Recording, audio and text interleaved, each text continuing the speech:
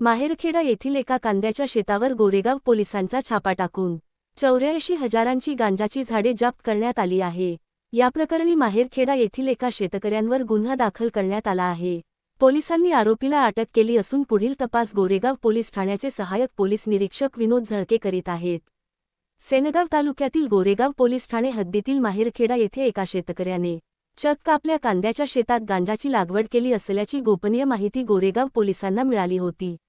मिळालेल्या माहितीनुसार गोरेगाव पोलिसांनी मार्च 16 दुपारी 3 वाजता गोगुळपिपरी शेत शिवारातील गट क्रम 1 या शेतामध्ये कांद्याच्या शेतावर छापा टाकून 8 किलो 465 ग्राम वजनाचे गांजाची 80 झाडं जप्त केली असून आरोपी विठ्ठल विश्राम रोक याला पोलिसांनी अटक केली आहे।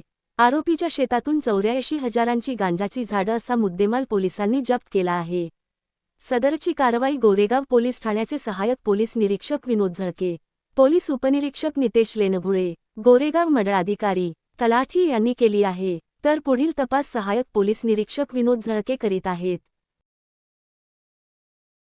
आम्ही वरिष्ठांची परवानगी घेऊन माहेरखेडा येथील आरोपी नामे विठ्ठल विश्राम ढोक वय अंदाजे 60 वर्ष याच्या ताब्यात असलेल्या शेतामध्ये जवळपास लहान मोठी 80 झाडे गांजा अंमली पदार्थ जे की शासनाने प्रतिबंधित केलेला आहे ते झाडे आम्ही एकत्र कलेक्ट करून त्याचे वजन केले असता त्याचे एकूण वजन 8 किलो 465 ग्रॅम एवढे भरले। त्याची अंदाजित किंमत 84,650 एवढी आहे।